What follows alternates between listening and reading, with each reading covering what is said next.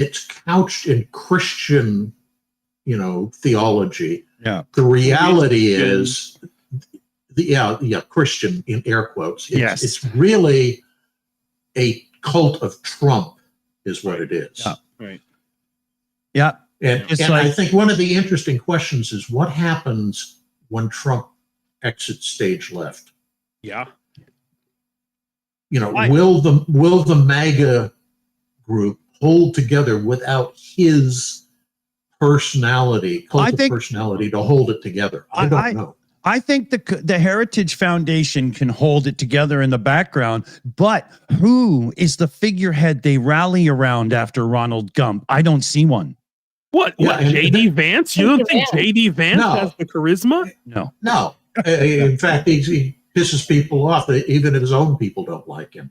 Yeah, I think even his sofa doesn't like him. Yeah, probably. I think it was supposed to be J.D. Vance, but now because nobody likes him, because he doesn't have the charisma, then it's going to have to be someone else. But and there's nobody there's nobody that stands out in the movement right now as a successor. No, thank God. And as with Alexander the Great, when the big man dies, all the little guys start fighting amongst themselves over who's going to be the number two. Yeah. And that to me, I wonder if the Heritage Foundation can truly keep that from being a monumental death sentence to them. Because if you don't have, strange analogy, but I think it works.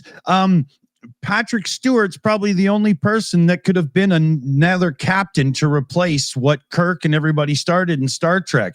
Everybody in the beginning of The Next Generation was so against this new crew and everything, but by the third season, man, everybody loved it. And I never knew you were such a nerd. Oh God, you have no idea. You have no idea. I don't look it, but I have a hard nerd streak in me. But it's the same thing. They don't have that person that could take the reins, not even close. Very true. Look, here's how I see it. Trump is Sulla. Okay, if you're a history nerd like me, and you know who Sulla was, arguably he was the beginning of the end of the Roman Republic. He was an elected dictator. He did all kinds of stuff. It's so. The parallels, just read the Wikipedia on Sulla, and it's the parallels to Trump are just incredible. The kind of reality TV equivalent, just everything. And so he, the successor to Sulla was Julius Caesar, and Julius Caesar came from the Marian camp, which was supposed to basically like the Democrats today. So we have our Sulla now. Okay, it's an inevitable decline towards empire, is how I see it, was the way I see America going. It started with the USA Patriot Act. Maybe you could start earlier, but I started with the USA Patriot Act, and now we're just going down that hill. So we'll have a democratic Caesar, and I don't know, maybe he'll get killed by Brutus, and then we'll finally have our Octavian who will unify, because that's the thing, right? We've got these two warring factions, the optimates and the plebeians. I'm sorry, the Republicans and the Democrats, and the red and the blue states. And we'll have this, guy Octavian who will the savior of the Republic, simultaneously destroying all of it, and he'll be our first emperor. That's maybe that's 2 generations from now, but that's where I see things going. No, I think that's a reasonable assessment. Yeah. Sorry. Sorry, guys. I was going to end with a joke or something, but right now. Either that, or you end up with what happens with the Great Depression, and everybody gets so disillusioned, and then you get a true, liberal coming to power and trying to get everything back on track. You need an FDR. Do we need a Great Depression? Yeah, we need a Great Depression, and he's definitely pushing us in that direction. Oh, God, are you kidding? He's dragging the cart single-handedly through the mud, and it's still moving. I can't see him doing that unless it's, in the back of his golf cart. I mean, there's no way he'd do physical effort to try to move. That's true. That's true. He probably can't even pull his pants up for himself, So you're saying there's somebody on the staff who's the official wiper for Trump. Oh, man. Here. Oh, he is. This is a cult. I bet they're lining up to do that, though. Yeah. Well, now we know where Musk has moved to. He's got himself a cot in the bathroom. Yeah, the stupidity coming from America, from this administration, it's just something coming so hard and fast, just like an effluvium of shit shows after shit show. It's impossible to keep up with it all. It's every single day, it's some other crazy crap, Oh, yeah. I mean, literally every day you wait for whatever turd it is that's coming out of DC to draw. The freaking Pope, first he's falling asleep at the funeral, and then it's like endless, man. I mean, we probably have to put him on tons of Adderall so he just starts standing up and pontificating. They actually do that on purpose. They overload the media, so the media doesn't have time to debunk it. Yeah. So it's every time, like every day, it's too much. It's crazy, and it benefits them in the end, actually. And that's a Soviet Union technique. That is KGB all the way. Yeah. Yep. My wife last night was pointing out all the successes of various people who've sued judges who've stopped things that he's put into place. And I said, yeah, but for every one of those, there's probably a dozen that get by because they don't make the news. They don't get the people behind it to stop the nonsense. Yeah. And those just quietly sneak by because the deluge is not slowing down. Well, we have to keep standing. We can't let up. I mean, I've seen some people say, oh, well, Trump did such a good thing with signing the minerals deal and, F-16s, blah, blah, blah. But, we can't let up because the reason that I would argue, the reason that he, signed this, backed off on the minerals deal and signed this lower level minerals deal, which Slavi, your assessment of it, I think was really good. But it's like he needed a win because of the tariff thing and all this other stuff, and he's going down in the polls. And I'm sure Stephen Miller or whatever was like, "Listen, we just got to get you a win." And this is the other thing, like Ukraine is a wedge issue in the Republican Party, especially. Yeah. And this drove me crazy that the Democrats in the campaign last year refused to use that to drive a wedge into the Republican Party. And it was, and it continues to. So he knew that he had to get back with the not completely crazy side of the Republican Party, and that making a little concession to Ukraine is how he did that. But we can't let up on that. We have to when you're starting to turn the tide, you have to keep fighting. Yeah. Democrats are their own worst enemies. Yeah. Even if the Republicans disappeared, the Democrats could still screw things up amongst themselves. Yeah. Jesus. Yeah. We are our own worst enemies. You're right. Well, if that happened, Schumer would get up and give a speech, and everyone would fall asleep and forget to vote on the thing, and right? That's what I mean. Yeah. No. Democrats actually have become the conservative party. That's actually the thing. I mean, not in terms of like conservative values per se, but conservative in the sense of they are the institutionalists. They're the ones who want to keep things as they are or as they were, and the Republicans are now the radical. Could we even say progressives? Let's say regressives. If you say radical left, I have a mute button. All right. Well, it's horseshoe theory, right? So. Two right. Wait, two wrongs make a no. There's something there, right? Yeah, but the actual progressive wing of the Democratic Party, the hierarchy in the DNC, hate them more than they hate the MAGAs. Yeah, that's right. They do more to stymie them than they do to fight against MAGA. Yep. Yeah, it's crazy. That tells you where their true loyalty is. Cutting off their nose to spite their face because this is money in politics, right? So they might be quote unquote, on the left of center or whatever, but compared to like most of European politics, most of the Democratic Party would be right of center. Yeah. You mean? Go ahead. Well, there was here, let me just get a couple of shout outs done here. So Ken Patterson sent in 5 Shills gifted memberships. Thank you very much there, Ken. We had Johnny Negregard there, 22 Norwegian kroner. Hello, Schiller, Slava Ukraine. Hey, big hearts to you. Hero Slava, Johnny. Whitefishy1 came in with a $20 super chat here. For ongoing support of Ukraine, what does the panel think of the mineral deal? And that's what I was going to post to everybody. So just a second.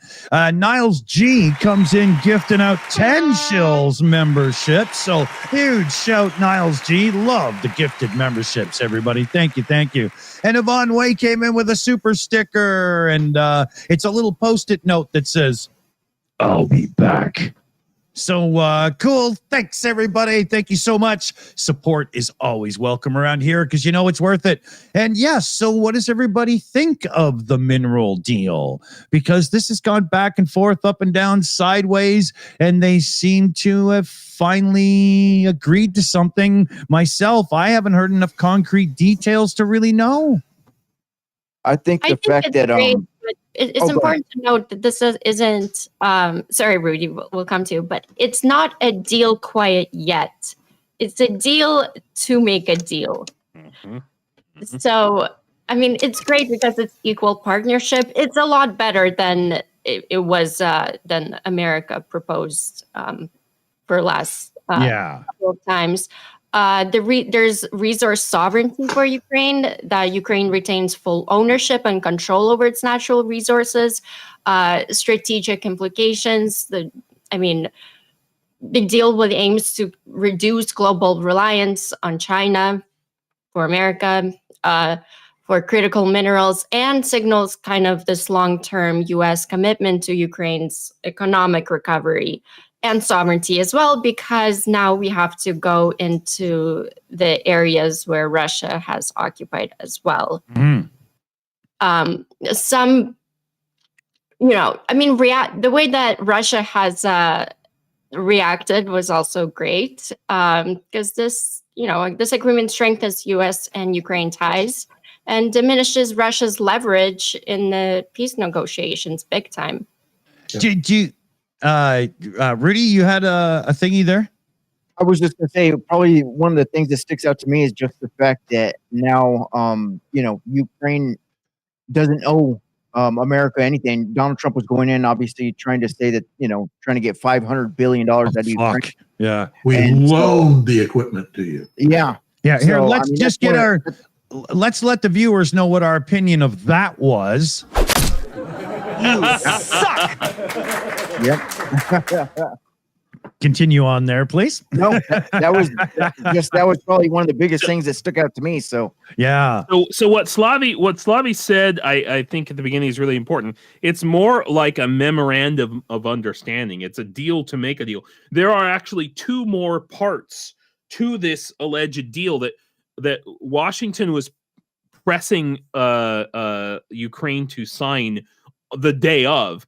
And these are the financial part, and I believe like the political part of this deal. And Ukraine was like, we can't sign those because they have to be approved by our legislature, by our Congress. Mm-hmm. We can't just go, it turns out we're not a dictatorship, unlike some people. Yeah, this isn't El Salvador. What the hell are you thinking, Yeah, or freaking Sulla's America, Yeah. So their commitment to that, I think, is admirable. But also, if Zelensky had even tried to sign any version of the first 2 or 3, was it 2 mineral deals, he would have been yanked out of office before he could even put his pen to the paper. You know? Real quick. Yeah. Yeah, exactly. It would have been like French people freaking out about speed cameras on the highways, man. It would have been ugly. like on the Muppet Show when they come out with the hook from the side to yank Gonzo off the stage. Yeah. Exactly like that. Yeah. Which again proves that who's the dictator here? It's the guy ruling by decree, ruling by diktat. Yeah.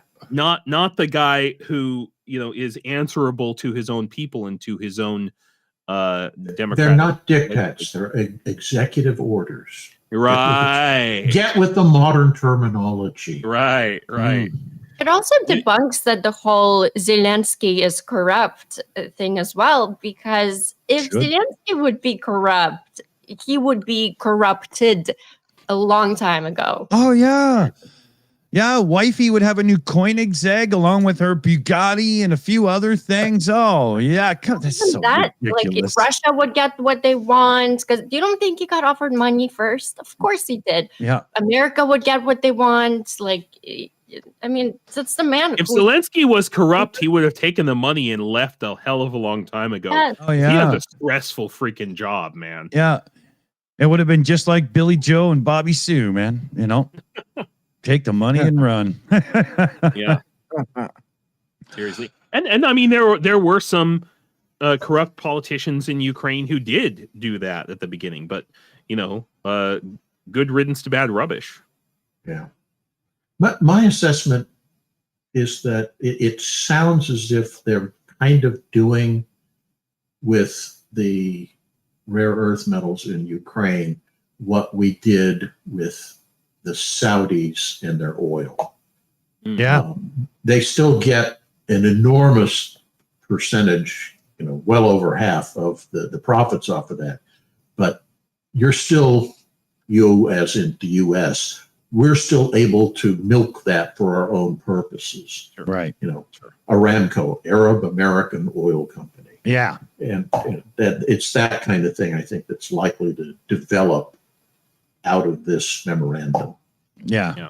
Yeah, but still, actually, again, it's the second and third parts of the deal that are the real brass tacks, and yes, it remains to be seen now. But so it's almost like Ukraine kind of is manipulating Trump now, because now Ukraine has this carrot, to kind of lead Trump along, like, hey, get our rare earths, come on, Yeah, and without access to like rare earths and so on, this talk of these big chip companies coming to bring manufactured to the U.S. is beyond butt kiss bunk, right? I mean, it's I can see it, maybe Intel, if they actually survive as a company, because they got some real issues right now, maybe doing something. TSMC says they're, looking into it. But if you don't have all the required materials, you just have a big, expensive, empty building. So it's very important, hugely important. Well, it's an appeal to Trump's sense of the world as like a Risk board game or Age of Empires 2, if you've ever played that. So it's not even about, look, rare earths are not actually rare. They're all over the place. What the problem is they're in such a low percentage everywhere all over the earth. It's what's rare about them is when they're in a place that it can be easily... a better term would be trace elements. Yeah. Sure. Yeah, there you go. That's good. So it's not about even America getting those, because America has recently discovered its own stashes of that in some mountains in the Carolinas, or can't remember. But the most important thing is making sure China doesn't get it. And that's more important to the Great Orange One than actually getting something, is making sure somebody else doesn't get it. True. Happiness by screwing somebody else over. That would be big on his list. It's a total appeal to his mentality. Yeah. Also, the problem now is getting the infrastructure in Ukraine, and the infrastructure who dominates this market is China. Yeah. So that's going to be a hunch, I guess. Yeah. Belt and Road, baby. Belt and Road. And those areas, like in parts of the Donbass and occupied territories, where a lot of these minerals, oil, and gas, and all this other stuff are held, they're so heavily mined, and like you were saying, Slavi, infrastructure has been so degraded there. I mean, thank God Ukraine is signing these deals, and it needs to not just be with America; it needs to be with multiple countries to rebuild that infrastructure when we win. Off the books, I'm pretty sure, and it's not really in the media, but I'm pretty sure in a lot of the areas where you have to go mine these areas are privately owned by like gangsters in Ukraine. Yeah, especially in the Donbass. Yes, exactly. Yeah, big this time. is off the record, but yeah. No, that's absolutely the case. It's reality intruding in our fantasy world. Couple of shout outs here. So big applause here for the Wizard of Booze. $35 direct donation in, and we've got some fundraising going, so we'll get to mentioning that as well today. Donating to celebrate the Australian landside election. Oh, yeah. And repudiating Trump voting for kindness and common sense. Also, I'm on my third beer, so hell. Boom, boom, away, Slava Ukraine. Herom Slava. Hey, awesome Wizard of Ooze. Thank you so much. You gotta credit Trump with doing one positive thing. He's so crappy that all those nascent right-wing movements that were starting up in various countries are now falling under because everybody's looking at it and saying, good God, we don't want this to happen to us. Oh, yeah. You're welcome. You're welcome, Canada. Yeah, well, exactly. Our conservatives were way ahead. And then Trump happened. And we're liberal again. So, whew. Yeah. One more shout out here. Actually, So Petra Olsen came in with 269 Swedish kroners. Big hugs to Ukraine. And big hugs to you, Petra, too. Very good shout. Awesome. Thank you so much. What was the other one? I had I don't know. My brain fart. What are you going to do? We do have a couple of questions in. So let me get to a couple of them here and see what everybody is thinking. So Driving in Luton is asking, I thought Amazon denied that the price, showing the tariffs was a thing. Did anybody actually see it on the website, or was it just another conspiracy? I saw screenshots very clearly showing the tariff amount. Oh, really? Because what happened was when they announced it, it was a Punchbowl article that wrote it. So it came out, the press secretary, she was doing her thing. And then the Trump administration got so angry at it that Trump called Bezos and talked Bezos out of it. And then that's when Amazon backtracked and was like, no, we're not doing it. This was just a branch that was going to do it, but we have nothing to do with it. So Bezos sucked Trump's dick. Yeah, I think it slipped through on a server, but it might have just been another company, and Amazon said, yeah, we're doing that too. And then Trump stepped in with the phone call. But I did totally see a screenshot that said, tariff extra, here's your total. I just not 100% if it was truly Amazon. No, my wife shops a lot on Amazon, and she saw it. Yeah, hey, okay. Yeah. Well, everybody's gonna see it. It's just they have to do a little bit of math in their head now. Yeah, that's true. Yeah, they said it's going to show on the receipt. Math is hard. Yeah.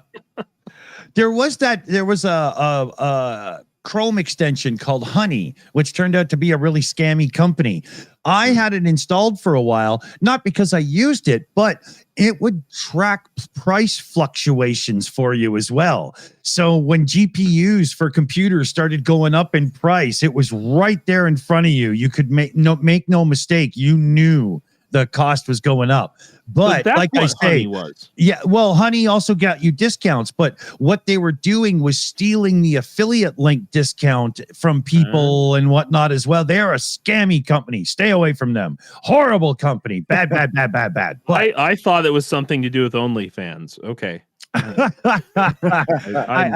that's just a benefit of watching too much of it, maybe. Different app, maybe. Yeah. Okay. Okay, a couple more questions here. So, Johnny Negregard in the chat was asking, has anybody bothered to feed James yet? I'm not sure. Okay, this is fair because all right, so check this out. So I was on ATP Geopolitics earlier today on his live stream, and because I just got out of the freaking bunker and I didn't have time to eat, and then I was like super hungry. I was in the live stream with Starsky. Starsky just had a live stream like less than an hour ago. Yeah. And I was like super hungry. And I was like, man, I got to go have a hamburger. And so, yeah, I basically had just enough time between Jonathan Pierce and you guys to get my hamburger in. So yes, thank you for being concerned about me. I had a giant ass double cheeseburger. Yeah, I'm all right. I'm doing all right. Doing okay. And we also changed the wadding in his cage, so he's clean as well. Where do you like your cheeseburgers better, in Ukraine or America?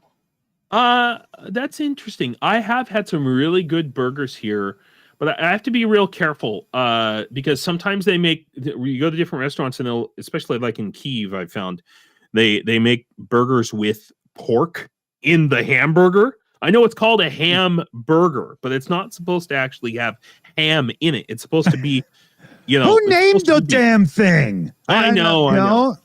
Opposite land. That's what it is. It should be a cow burger. What's really funny is here in Ukraine, burgers are generally served with latex gloves. No joke. Do they taste good? I thought French fries was more of a burger. No, so you don't drip all over your hands. Yeah. It's and part of the reason for that is that the bread here is different. I would actually say that bread is better in Ukraine, but it's not always well suited to hamburger buns. It's either too like firm or too like fall aparty. You know what I mean? And so I have a giant mouth, so I'm orange fine. American sponge bread. That was the one thing today, James, you didn't have to tell us, but keep going. I could eat this microphone. So I'm fine with. That's not eating, dude. That's it. Oh, sorry. That's only fans. Starting to feel a bit peckish. But yeah, so I had this giant cheeseburger on my plate. It's like the freaking leaning tower of burgers, and I've seen Ukrainians like watch me like, is he gonna put it all in his mouth? Like, because most Ukrainians, I've seen Ukrainians like take apart their burgers because they have these things called, and Slavia, kotliekas, right? Mm-hmm. And so a lot of times on the menu, hamburgers will be listed as kotlieka. Kotlieka is, I keep telling Ukrainians, it's not the same as a hamburger. Kotlieka, first of all, they're not so much round like a patty, they're like football shaped. And they often have like meatball, like a meatball like, that you like. Yeah, it's like it's a meat football. It's a meat football. I'm not saying they're bad. It's just not a hamburger. Or a hockey puck. Yeah. No, definitely like an American football shape to them. But sometimes you'll get a quote unquote hamburger, but it is in fact a meatball. Like, a meatball, sometimes they mix in bread and all kinds of spices or whatever it is, that's very different from it. Anyway, it has chunks of onion sticking out the side like a crooked tooth, Precisely. So I'm very choosy about where I go for my hamburgers. I have like 3 restaurants in this town that I go to. Yeah, and they're great. They're fantastic. They expect me. They know what I want when I walk in. Oh, the American's here. Get the hamburgers cranked up. It's very cliche. Speaking of McDonald's, hamburgers, McDonald's, there's, I think, this past week, they said there's absolutely no way that we're going back to Russia. So Yeah. Good. McDonald's. Huzzah. Careful them. Yeah. Well, not after they got what's the Russian version called? Like Jajavanya? Burger yeah, no, Czar? but what does it mean? It's like Uncle Vanya. no, I thought they had one that's called like period or Probably something. means goat intestines. Be happy. Yeah. Hang on, I have to Google this now. What it tasty, actually- tasty period. Tasty That's been- testicles in a bun. Tasty period. That's the name of the Russian. Like Tochka? Maybe, Something yeah, close to yeah, that. yeah. But Tasty it period? translates. Yeah, that's what Don't- it translates as. It's Don't tasty get it with period. ketchup. Just don't. That sounds disturbing. Oh, it's wrong. Wrong. Yeah, It's supposed to be tasty, period. No argument. Yeah. Yeah. But yeah, Yeah, it comes across as something a little off color. Yeah. Yeah, you're right. It's Vkusno Tochka. Vkusno Tochka. Tasty, period. Yep. It's the replacement for McDonald's. Doesn't exactly roll off the tongue. Oh. Yeah. Oh, I'm sure if it did, it would bounce on the floor. Yeah, I would rather it didn't roll off my Yeah. tongue. Thank you. We're totally grossing out the chat right now. They're just grab 3 of their burgers and smush them we got together. and their make a hunger level basketball. up. We got their hunger level up. Now they're, Now they're Really? not hungry. Yeah. no, the opposite of that. Yeah. Well, we have actually a really cool story that James, you probably want to elaborate on. Ukraine's sea drone took down a Russian Su-30 jet for the first time. How Yeah. cool is that? That's a screenshot of the action there. I'm trying to see if I can get the video. So 1 second here. Yeah. And it's my understanding that Russia has made a big push with a bunch of Caliber missile launcher cruisers into the Black Sea. And so maybe this is the other side of that chess game, Yeah. So I'm not sure somebody people in the chat are saying that the second one was shot down tonight. Oh, as cool. well. Yeah. Oh, nice. Yeah. Cool. Yeah. It's amazing. Yeah, very much so. Very much so. There's I think it was a couple weeks ago they took out a Tu-22M on the ground with one. Mm-hmm. And when you consider the relative cost of drone versus the Tu-22M probably runs into the 100 million plus price tag range. yeah.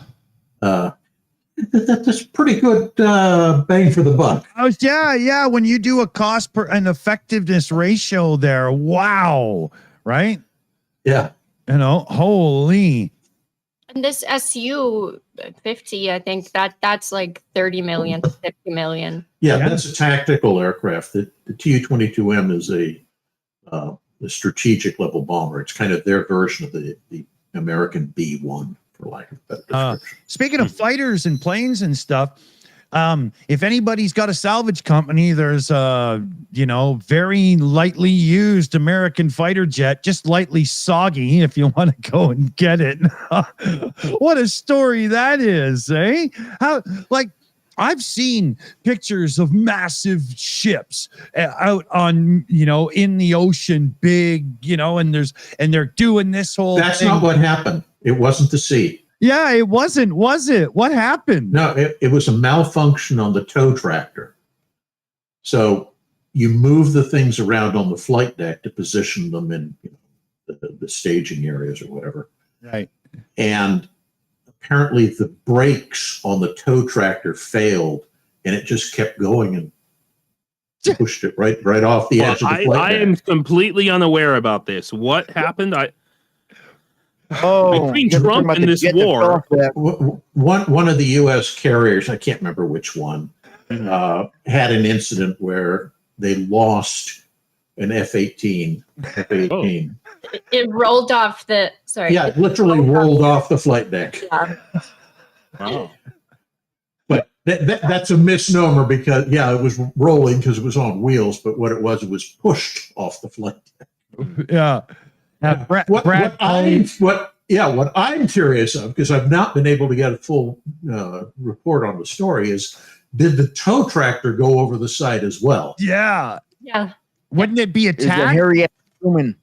Right? Yeah, Harry S. Truman. It was on. Yeah. Okay. They're trying to hide the story from the media. I mean, it's not Oh, exactly. I haven't seen it. Why do that? I mean, it's so stupid. Just be honest up. These kind of accidents happen. Yeah, I'm sure somebody read it on Signal. By the way, there was Excess with discussing it in covert session and just make sure that everybody was in on it. Yeah.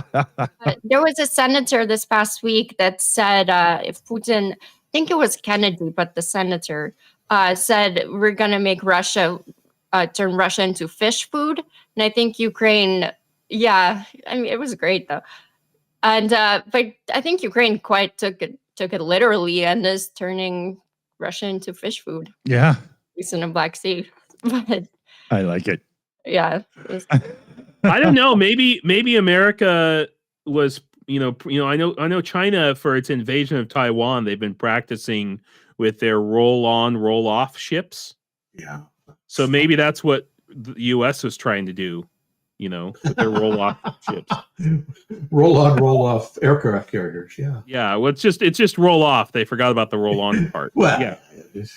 How big, like how much of a fuck up do you need to be to fuck up that much? It's a big one. That's considering that whenever they move one of these aircraft, there's probably a dozen handlers that are involved in the process. They've got side walkers and a tail walker and a nose walker, and then you got the guy driving. You've got somebody in the cockpit riding the brakes. All of this is part of what's going on. So it has to be a cascading series of problems. And I think what my interpretation on the little bit of fact I've been able to get out of this is that the tow tractor brakes failed and it just kept moving and they couldn't turn it off. It was just responding to the last command. So basically just push the thing right off. Tow tractor's a misnomer. Often it's pushing rather than pulling. Right, right. Yeah. Incredible. Who is gonna have to clean the toilets on the ship for the next month? Oh, wow.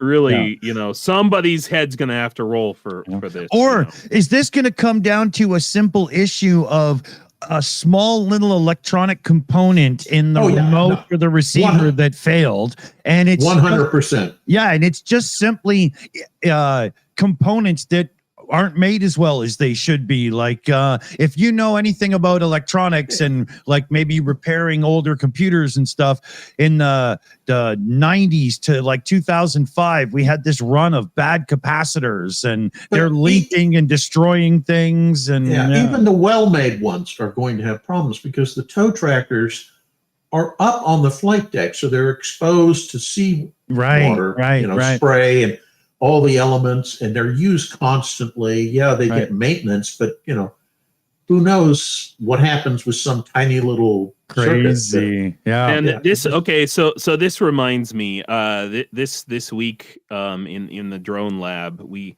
get a lot of different drones. They're mostly like Ukrainian made drones, and sometimes quality is an issue with a lot of different manufacturers, a lot of different specs and things. And we had this one drone that was set bunch of drones that was having a specific problems and over voltage issue. And so we figured that the way to stop it, at least kind of mitigate it, was to add a capacitor on to where the power connector. And so I was tasked with soldering on about 150 freaking capacitors. and one of them, maybe I was getting tired or something, one of them I soldered on backwards. Right. And the way I found out was when they went to go and test it, it was and this giant cloud of smoke in the drone lab. And everybody was like, "Oh my God, what's happening?" And I immediately turned around and I was like, "Oh crap!" And I knew exactly what it was. Yeah. And I said, "No, that's me. I did that. Let me take that back." Luckily, nothing got broken except a 50-cent capacitor, but right. Still, yeah. The magic smoke, we call it. The magic Literally smoke. magic smoke. It's kind of what it looks like too. It's funny. Yep. We just wanted to we've done it. Can you imagine what it would be like if Trump had gotten into politics and gotten into office when he was 40 instead of like 400? Well, we have an artist rendition of what he would look like as president if he was just a little bit younger. I shudder. Yeah.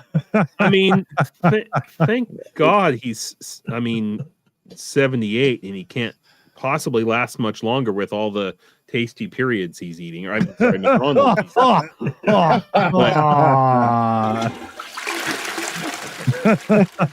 Did you see how the press made such a big deal of the fact that at some recent event, he's there with Melania and they kissed twice during the event? Yeah.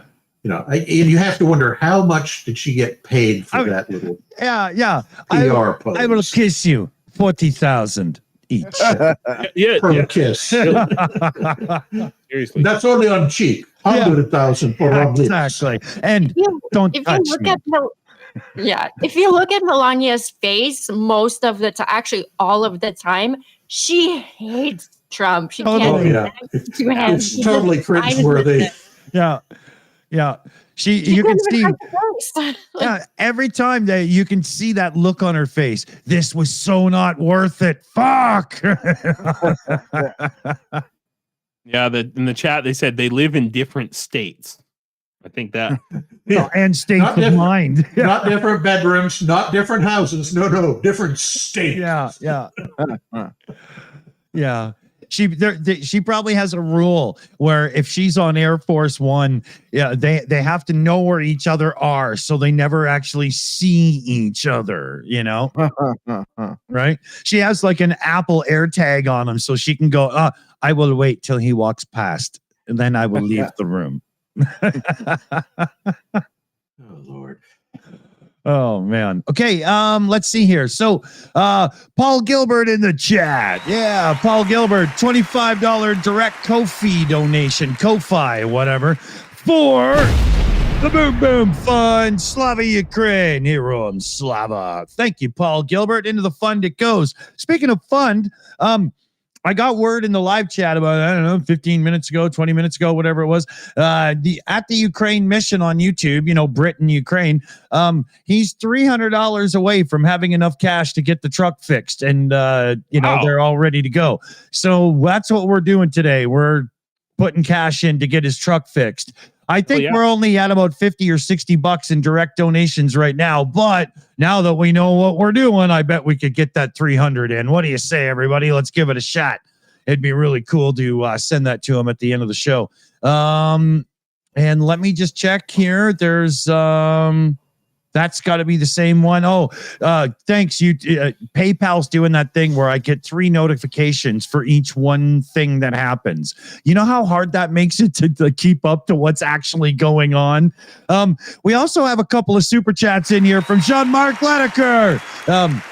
Ukraine drone 1, Rusky fighter 0. Love it. And then Jean-Marc Ledecker in again with another super chat. I believe during evasive maneuvers for incoming MI. Incoming missiles. Would that be? And it just didn't give them enough characters. I think that's what's going on there. Jean-Marc is the one that sent me in this picture here, so we could. Fuck is wrong with you? Sorry, my bad. He sent in that picture so we could show the whole, the plane being done in. Thanks, Jean-Marc. Thank you very much.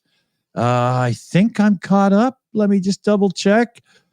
I really don't trust some of these services we use for things in the background for their notifications right now. They just kind of keep falling apart and pulling the full. Which makes it really difficult. But the team figure it out for me in the background. So I just go to our room and I can usually sort out what's truly going on. A couple more questions here from the live chat as well. Question for the panel, if they have time for it. Looks like we do. It wasn't me. Looks like we do. Is there any news on the U.S. stand on selling Patriots to Ukraine? Let's start with yourself there, Commander. I've heard nothing. Yeah, me either.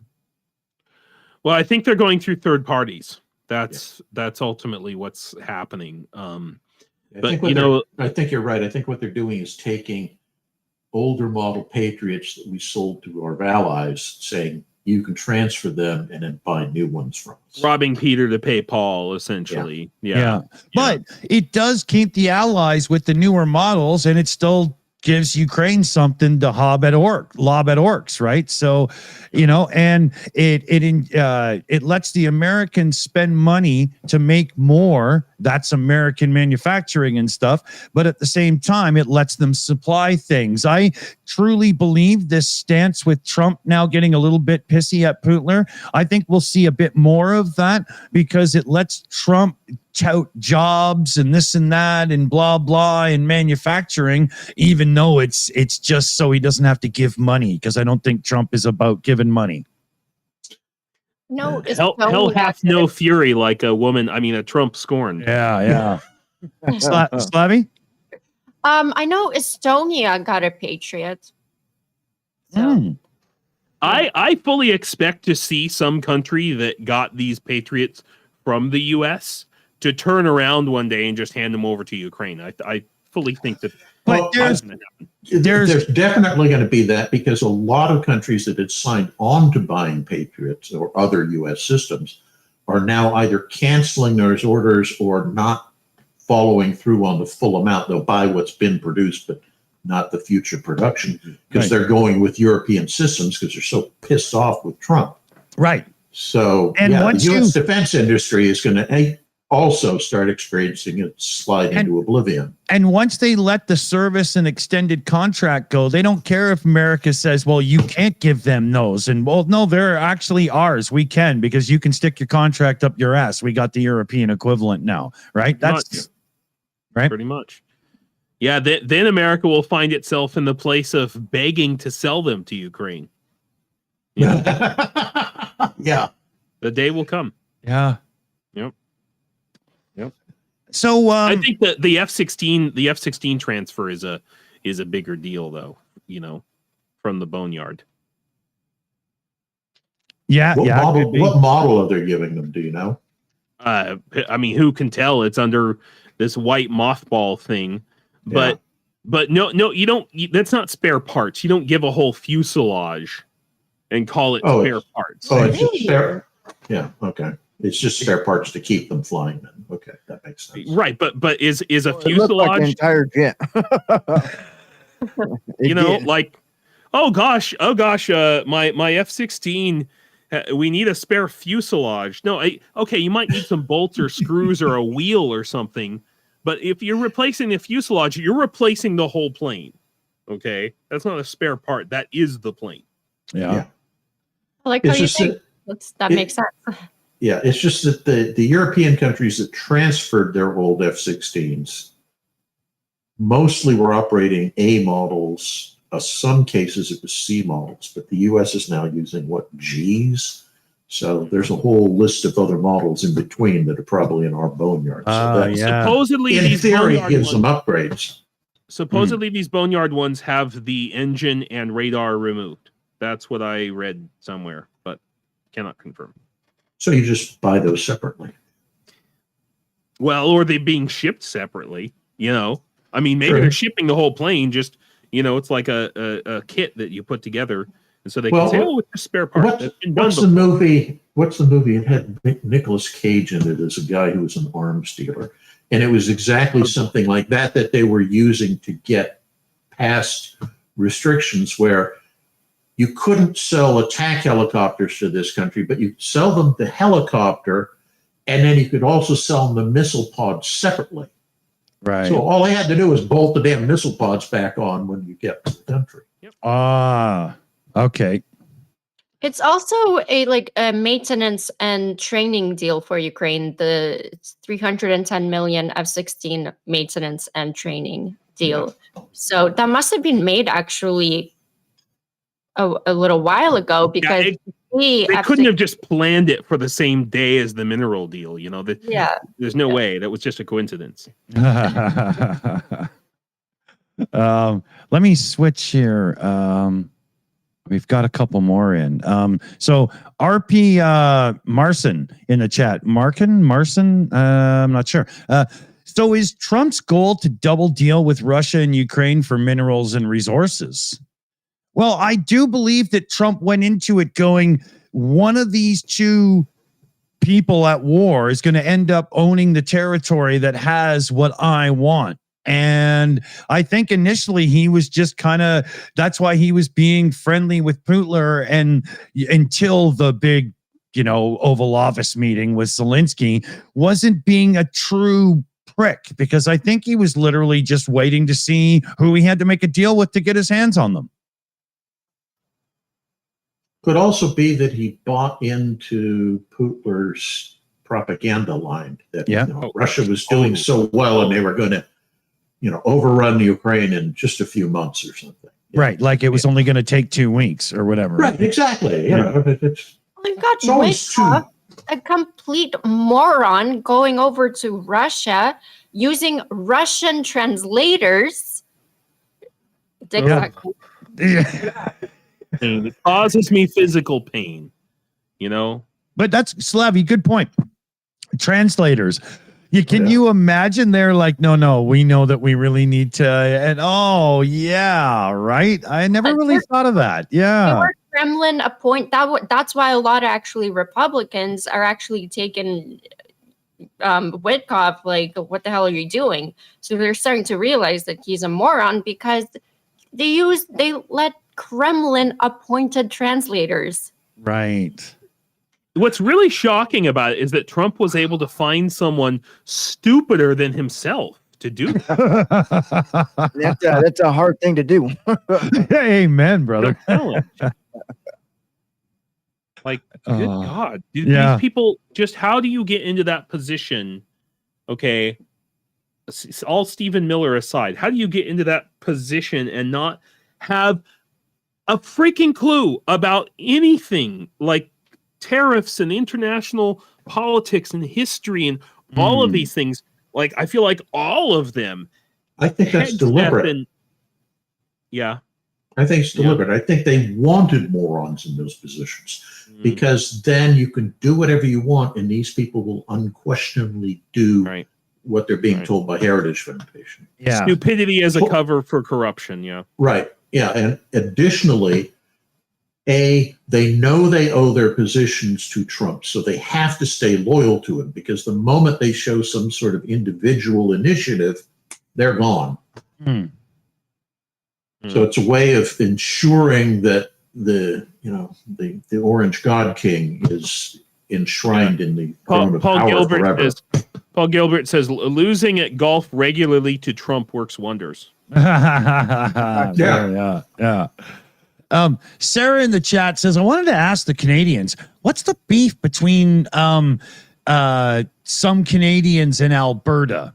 In British Columbia and probably Saskatchewan, because we're the ones that border Alberta, you've got issues with people whining and complaining about oil pipelines. Alberta is a very conservative place. They have a conservative leader. Basically the entire province voted blue in our last election. British Columbia is way more liberal, like going back to the 70s and 80s, kind of a hippie zone, nude beaches where you can party and stuff. And it's just Alberta is very cowboy. BC's more like rock and roll. But Alberta has a bit of an attitude with the oil sands making money, and due to the structure of Canada not being as the provinces are so isolated unto themselves like states are, there's some in Alberta who really think nobody in the rest of Canada should profit $1 from the oil sands. But You can't say that and then have a pipeline across the territory and be using good luck getting your oil sand oil anywhere. Yeah, I mean, you're using the ports in British Columbia and so on. And I really think it's just a kind of a generational, where the kids are taught, oh, they're jerks and blah, blah, and whatnot. And at the same time, a lot of them don't even have it because, like where I live, half of Alberta comes to where I live to vacation, and they're not a bunch of jerks. So it's just one of those things, for the most part, it's bullshit. What I don't understand about Alberta is why did they name the province after my elementary school lunch lady? Yeah, interesting. It's probably goes back to the UK somewhere because our entire country is named after everything either UK or France, right? Oh, maybe it's named after Prince Albert. Could be. There you go. So they're actually named after a minister. Yeah. Right. I live in a province called British Columbia, so figure it out, right? Share the capital city of Saskatchewan name. What's the capital city of Saskatchewan? Regina. Regina. Yeah. Oh, wash your mouth. Yeah. So, okay. Next question here. We got a few more. I'd like to get to a couple more because we still got some time here. It's we're moving along pretty good. Question here for Commander McMillan here. It's from It Wasn't Me in the chat. Now, this is going to the conversation we were having where the Trump effect has really pushed a lot of conservatives to the back and the liberals to the front in other areas of the world politically. But, what's up with Germany and the AfD? It's people that are seeing us being America. We've brought in the good conservative authoritarian government, and so they're taking that as a sign that they can do that in their own country. So you're having these competing groups, but at the same time, I think you're also seeing in many places that the people are beginning to see just how hollow the shell of the MAGA movement is in terms of delivering on stuff. I mean, don't get me wrong when I say this, but arguably for some people, a conservative, and I mean real conservative, not proto-fascist conservative, real conservative political movement benefits them, and they see, that can do things in a positive light. What Trump is doing is showing them that, and when you move past a certain point, it no longer is beneficial to you, it's harmful to you. So maybe don't go down that road. Learn from America's bad example. Yeah. I think AfD is also being proclaimed as an extremist movement and are getting their, an eye kept on them in Germany because. Yeah, but it's not just Germany. You've got, Le Pen in France. Yep. It's the what rural. was the guy in Netherlands? The same rural-urban divide that we have in America. And you have a higher percentage of boring people who live in rural areas, and they tend to vote that way. They tend to think. But it's also insular, and I think that's one of the key issues. Is that if you live in a coastal area or an urban area, you have a lot more contact with people of other cultures who think differently than you do and so forth. Yep. Whereas if you're in small town, America, Canada, wherever, in many cases, you've never actually seen somebody who's black person. Yeah, that's right. And literally, I've seen this happen in some little town where we had a family reunion, and one of the members of the family is married to a black man. And he came to the reunion, and the people in the town were just staring aghast, mouths agape. Wow! Look at that! Listen. I get that here in Ukraine. Unicorn. Wow! I'm a white American, and I get that here in Ukraine, in my small little town in rural Ukraine, because I look different. I stick out. I could never be like one of these spies who blends into the population. I don't look like any Ukrainian, you know. And no, when you show up, people think the Cure is in town to play a show. they might be actually. Why else would I be there? Also, the differences between Europe and America is that Europe knows what fascism looks like. Yeah. I mean, obviously, because Hitler, Italy with Mussolini, then you have Spain with their guy at the time, Maduro. Franco. Yes, yeah, thank you. And Romania, so many countries. Chescu, yeah, right. Yeah. And they're much more kind of aware of it, and they don't want it, so they fight back against it, whereas in the United States we move straight towards it. What really twists my melon is in both, you know, Ukraine and Russia, the conservatives are the communists. That was hard for me to understand, Bobby. I mean, I know for us it's like an oxymoron. It is totally an oxymoron, but okay. So conservatism what it is actually is all about however it was in your childhood. That's how you think things have always been, and thereby always must be. Yeah. And in humans, we fall into this fallacy where, in fact, every generation things completely change. It takes about 70 years to just completely replace a culture. Or even like a religion or whatever. 2 or 3 generations is all it really takes. But people have this idea that however they grew up, whatever they remembered from their childhood, that is like the eternal truth. With there is one exception. No matter how rose tinted your glasses are that you used to look back in time with, Reaganomics didn't work. Fact. Yeah, well, tell that to freaking half of America, man. I know. I swear to God.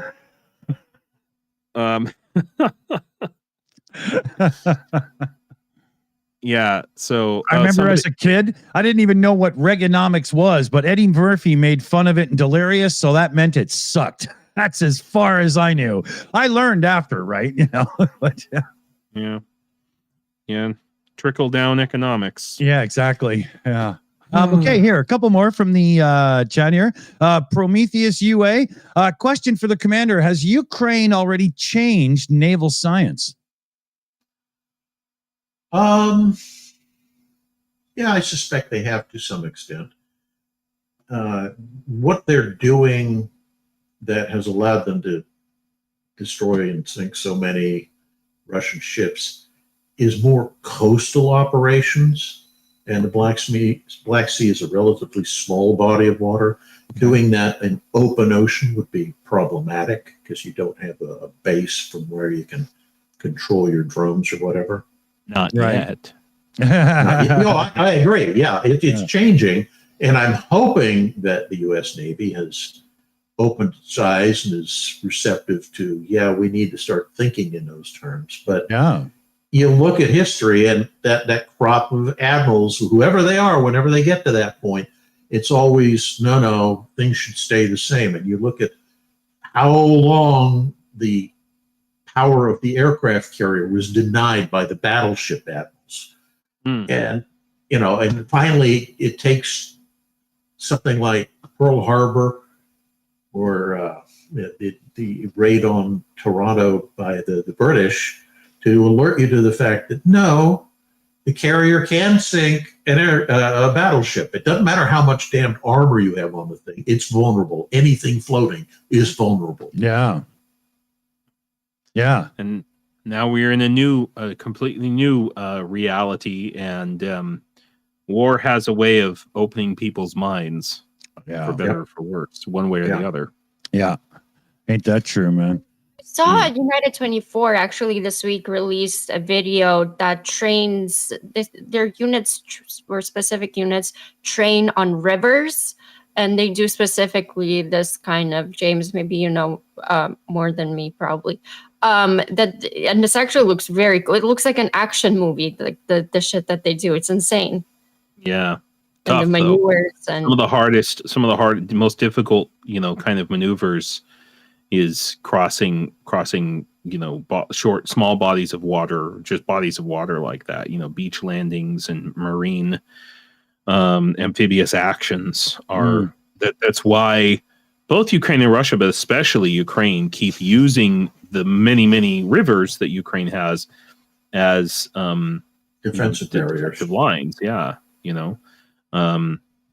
I have been telling everyone that I meet here in my battalion and anywhere else that the Dnipro in some places is not as much of a barrier as people think. In particular, the Kakhovka Dam, or the Kakhovka Lake, I should say. What was the Kakhovka Lake? And now the Kakhovka mudflats. Yeah. Well, and they've had a lot of time to dry out, and now they're more like Kakhovka sandy beaches with trees and bushes and turning back into forest. And I expect we are going to see one side or the other advance across some peace, and I can't divulge more information. Yeah. Here, let me switch around to because we've still got a couple of questions in. Jen Consensus in the chat here. General question for everybody: will Ukraine attack Moscow when they're celebrating that Victory Day? You got dozens of foreign dignitaries, mostly Korean and Chinese, and they'll be all celebrating with Herr Putler. They should. Be a damn good moment. You have to be careful with something like that, in that if you hit not a military target, and I don't mean the military targets as in what's in the parade, but a legitimate military target, and you cause a lot of civilian casualties, that can be used against you. And it makes Ukraine look bad. Ukraine has been very good so far in the war of trying to keep collateral damage to a minimum. Whereas, as we know, the Russians are almost deliberately trying to cause collateral. Yes. Well, I think it's very interesting that so many, foreign leaders have canceled their plans to attend the parade. The Slovakian guy, the Vucic from Serbia, canceled. Couple of others, because has anybody heard? Oh, sorry to interrupt you. Sorry, go ahead. No, I was just saying that maybe they don't value their reputation, but they do value their lives. So. That could be, yeah. Ready?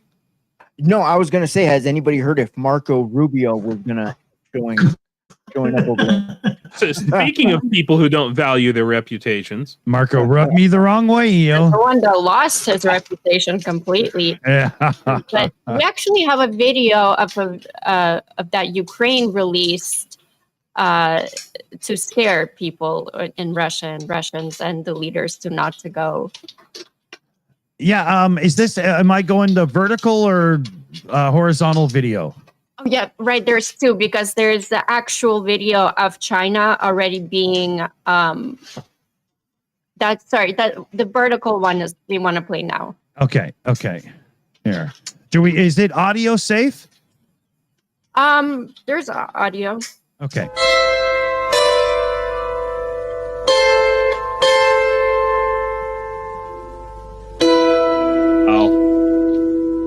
Говорить Київ, столиця України.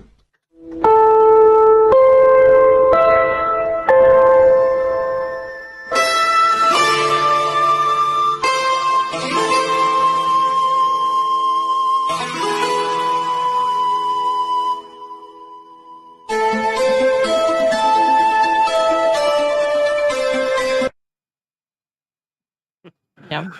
Wow. Was that an AI thing? It was an AI thing.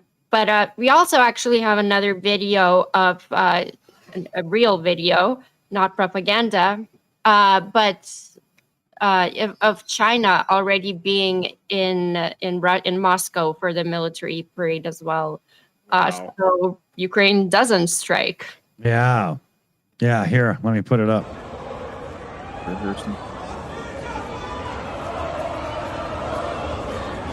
Oh yeah, I saw this. They're cheering it.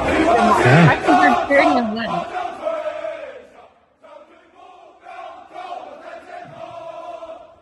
And this is the kind of crap Trump wants for himself. Not a parade, but military goose step in action, man. For his birthday. Yeah. Yeah, disgusting. So embarrassing. Yeah. Macho man. Yeah. Yeah, it's basically China announcing, "Hey, Russia, we own you now." Yeah. Yeah. Well said. Well said. A couple of shout outs here. UTV and Ham in the chat. Hey, yeah, direct $10 Ko-Fi donation there. Doing what I can, sending what I can, always with love. Slava Ukraine, Heroam Slava. Thank you, Ham. Thank you, big time. Into the pot it goes. And then Niles G in the chat there, again, gifting out another 10 memberships. Woohoo! Thanks, Niles. Holy man, you're on fire with the memberships today. We've got so many members, I don't even know where to put them. My pockets are stuffed. You know, I got to get a bigger jacket so I can have like inner pockets and things for new members. The Niles is the gifted membership dude. Thanks, everybody. Is there anything else I'm supposed to shout out, or is that it? I think that's about it. There was another question here we had in the bank. Could we blame Obama for roasting Trump at the White House Correspondents' Dinner way back in 2011, and that just set him off for political revenge, and he's never got off the train? That's terrible irony, the bitter irony of that.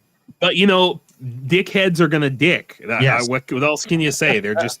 He was always going to be an asshole.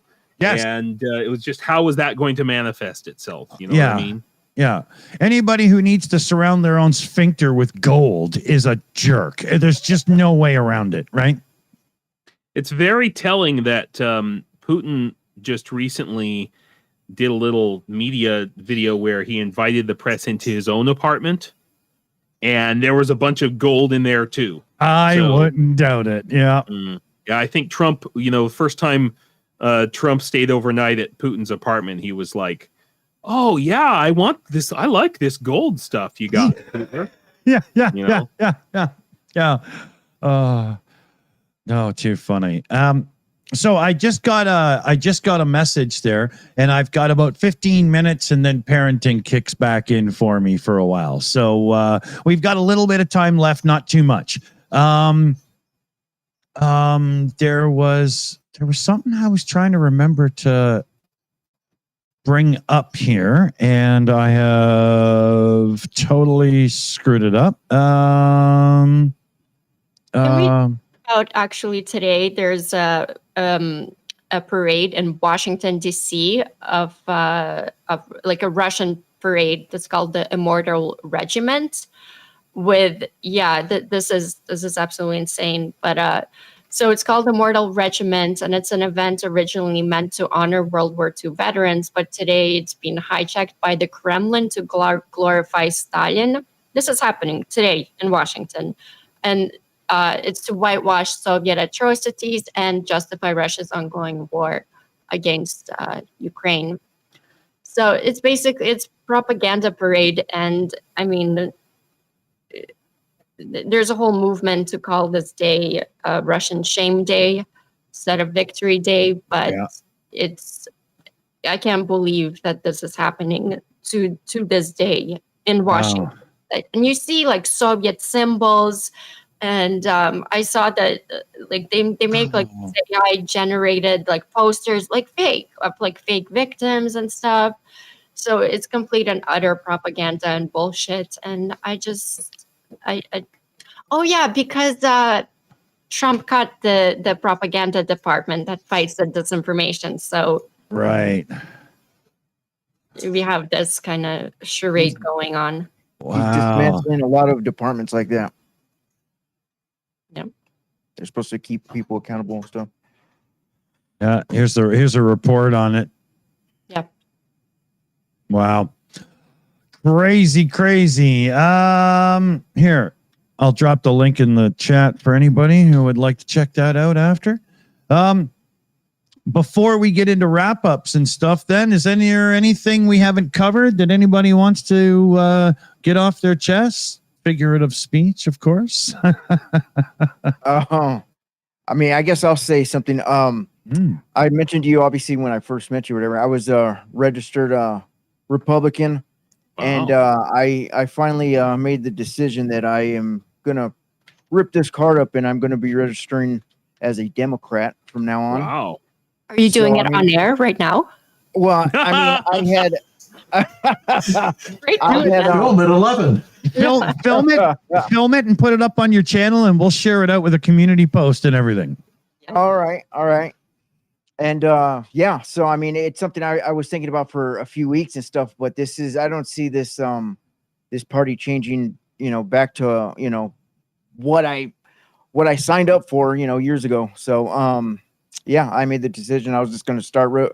I align with Democrats a lot more, so that's something I decided on. So, anyways, I just thought I would get that out there. Wow. Say it with your Big move. chest. Yeah. Yeah, man. Cool. Yeah, you got to put it up on your channel and we'll share it out and everything. You got to do that for sure. Yeah. I think a lot of people have to start thinking, I've said it before, but the days of aligning with one party, I mean, in America, you got one or the other. So this isn't as clear cut to say, but in Canada specifically and whatnot, the days of being, I'm a liberal, I'm a conservative or whatever, they need to die. Parties that just say why the other guys suck, well, they don't deserve your vote because they're not telling you what they're going to do for you. These people need to be held accountable in real ways now. Stop voting out of hate and start voting on policy. Rhetoric, leave it at the door. Don't pay attention. Don't give it the clicks. Don't give it the time of day. Show them with your interactions that you don't want the bullshit. You want to know what's truly up. Best way I've ever heard it put was vote your pocketbook. There you go. Right there you go.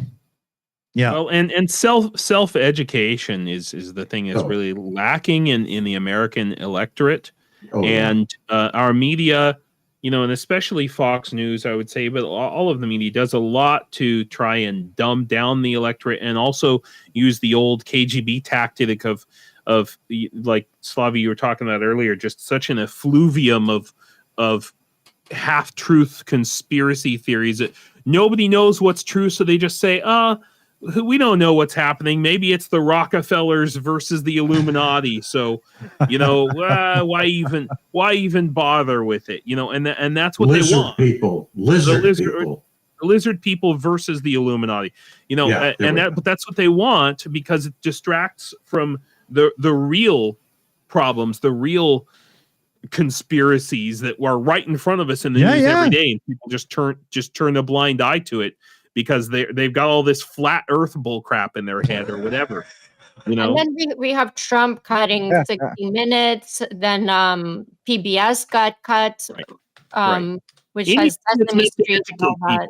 This is why student loan they're cracking down on people who can't pay their student loans. This is why they're cutting Head Start. This is why they're canceling the Department of Education, because they want voters to be stupid and poor.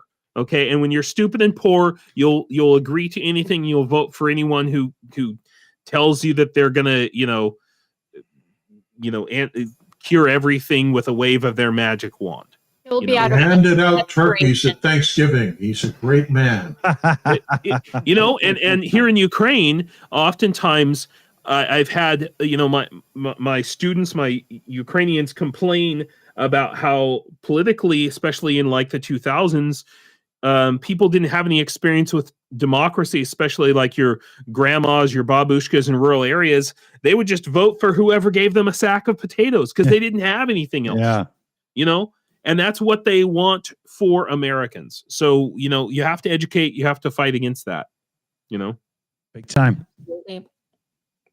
I saw a movie recently. Idiocracy? Remember the name, unfortunately. No. It's about Idiocracy. the first the first elections held in Bhutan after the king announced that he was stepping down. And it's about people that are in part running a program in the country to educate people. And most of them have, it's very obvious, they have no clue what you mean by voting and determining your own future. It's always, well, the king makes those decisions for us. Why should we have any say in it? Right. No, the king is stepping down. He doesn't want to be doing that. He wants you to have a say in governing your future. What? Yeah, but the king should do that. It's like you told them the sky is green. Yeah, exactly. Yeah. And this is the difference culturally, I definitely believe and have found, and Slavia, I think you can verify, this is the difference between Russia and Ukraine. It comes down to this boils down to this core difference. Ukraine has this centuries-long tradition, going at least back to Procopius, right, who wrote about the Slavs, about them having democracy since as long as they've been recorded to exist, and like the Romans in the 6th century went to go and have a meeting with the Slavic chieftains to work out some like minerals deal, and the chieftains were like, okay, well, we have to take this back to our people for a vote, and the Romans were like, what? That's how deep this goes in what you talking about, Willis? Yeah. and in Russia, they never had it since Novgorod. Right. Honestly. It's also Ukraine also wrote the first constitution. It wasn't America, because the Cossacks, that they're the ones who wrote it, which the Constitution Day of Ukraine is coming up quite soon, I believe. But yeah. Yep. The very first democratic constitution. Yeah. Yep. Yeah. Quick shout out here. Britain, Ukraine at the Ukraine mission there in the live chat. Car4Ukraine truck has arrived and in his and the unit's possession. So we'll get you a vid or a picture or something coming up. Hell everybody. Yeah. But I know we had a little influence in making sure that they were on the quicker side of receiving things. That's cool. That's really cool, because he needed it for sure. Amazing dude. Yeah, very much so. So, let's see here. Any more shout outs did I have to do? Niles, did he gift out yet another 10 memberships? I mean, I'm not even sure at this point, but we're going to give him a round of fucking applause anyway, because he gave out enough of them, right? I think we're good over here. UTV and Ham was last in. Yes, thanks again. I think we should get to a little bit of a roundtable wrap up so that I don't miss my deadline and turn what could be a good afternoon into a shitty one. And minutes can do it, right? It's the autism spectrum. You're either you got your shit together or you don't, right? So well, do I know? Yeah, and I don't fail. Well, I do every now and then, but I work hard at it, damn it, so I don't fuck this up.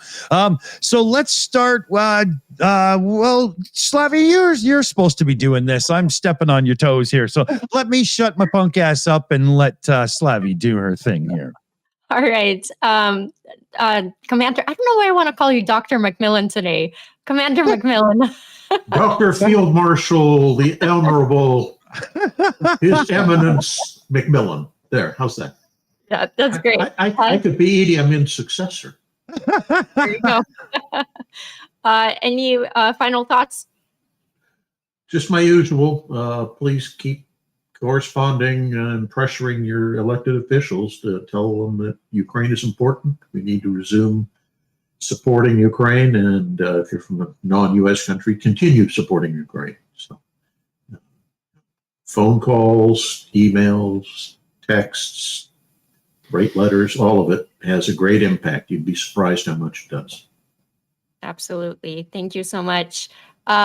Rudy, do you have any final thoughts? No, not too much. Just check out my channel, Rudy's Reaction. And I'll probably be making a video here later of the whole ripping up the whole if congratulations on your transition, Rudy. Well, I Rudy, know, man. It's oh man, it's a big step. Are you gonna have new pronouns? No. Rudy, if I may, I would do this in a couple of steps. So first, I would film yourself tearing it up, and then I would put it in an ashtray or something appropriate and film it burning. And then I would film myself walking outside and scattering the ashes. That's great. Okay. All right. You that need sounds good. embracing a donkey in there somewhere. Make some great aid content. So, Yeah. Yeah. and it's gonna be huge, like on trend too. Very yeah. trendy. Maybe you could Yeah. start a trend. Yeah. Actually. Yeah. Maybe. You like burning your draft card, Hey, Yeah. Get all naked and oily first. It might really go viral. I don't know. Yeah. So, anyways, no, that's it. So, You went there. You had to go there, Nick. You had Somebody to did. go there. Yeah. Well, had to definitely make it awkward. naked or not, definitely looking forward to that content for sure. James from Why Ukraine, any final thoughts? Yeah. I have something I really need to get off my chest. This. I have chest hair. I have way too much of it. So give me a second. I'm gonna. Couldn't. That's how a man shaves, damn it. Hey, wait a minute. Are we being sponsored by Manscaped now? I don't know. Okay. It's a good idea, though, Dick. Think about it. You need to follow Suleiman the Magnificent's example. If a single hair in my beard knew what I was thinking, I would pluck it out and burn it. Wow. That sounds painful. Awesome. Yes, exactly. Try ripping your chest hair out. Yeah. So I just want to thank everybody for supporting Brit.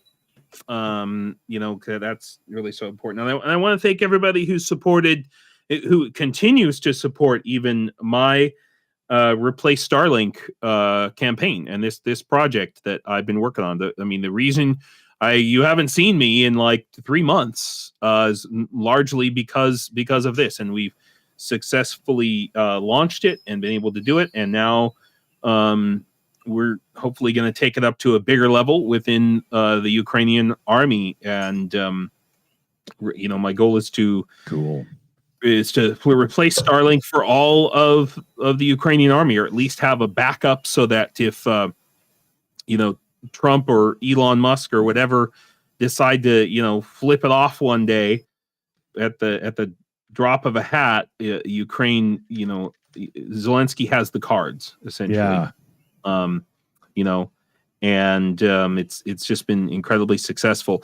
I would also like to say, so I have a website for fundraising that I do, for instance, for this project. It's whyukraine.com, so the letter Y and then Ukraine.com, and I've been asked by my battalion to help them with like international fundraising, and so my goal over the next couple of weeks to a month is to try and it's a new battalion, a lot of really great guys, just amazing, and I want to get them connected with some sort of like an international NGO, maybe some fundraising, so that they can do some of the vital work that they're doing in some of the most important parts of the front line, really, which I can't tell you where, but some people know.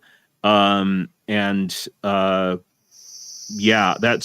if any of you are my channel members, or you're in my Discord, I'm kind of calling in the cavalry on that, because I was just handed a big list of stuff that my battalion needs, and it's everything from like vehicles to shovels to drones to radios, and it's a whole battalion's worth of stuff that we need. And so I'm going to ask some people in my circle to kind of help me with that, because it's too big for me even. So, but I definitely want to set them up with like a long-term relationship of getting needs from international donors and individuals as well. Mm-hmm. So if anybody wants to help me in that effort, Even if you don't have money per se, it's more about helping me get them connected. Yeah. You know? And it's not even that money is not what we need. We need materials, these physical things, so it's more important than just donations. So, that's it. That's my deal. That's my jam. Well, you heard the man. So if anybody can help, please do. Yeah. Freedom isn't free, and it's not someone else's fight. Ukraine is holding the front line for the free world, standing between democracy and the rising tide of authoritarian violence. And they're not just fighting for their own land, they're fighting for our values, our future, and our freedom. I'd like to thank the mods, the crew in the background, and the wonderful panel. And thank you, of course, the viewers. Please subscribe, like, and share on all the channels we're streaming on. And if you care about living in a world where borders matter, where dictators don't get to redraw maps with missiles, and where liberty still has a spine, this is your war as well. You don't need to pick up a weapon to make a difference. Your social currency matters. Your voice matters. Your dollar matters. So invest in courage, in justice, in victory. Donate what you can. Speak the truth, because when Ukraine wins, freedom wins. And when freedom wins, it echoes everywhere. So on that note, God bless America and Slava Ukraini. Heroam Slava. Heroam Slava.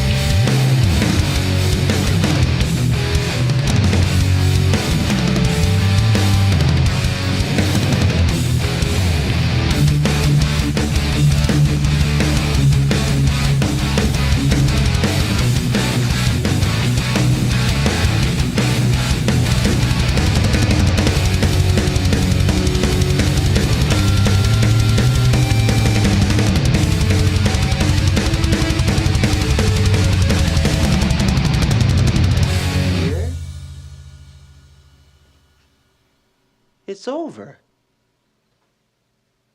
Go home.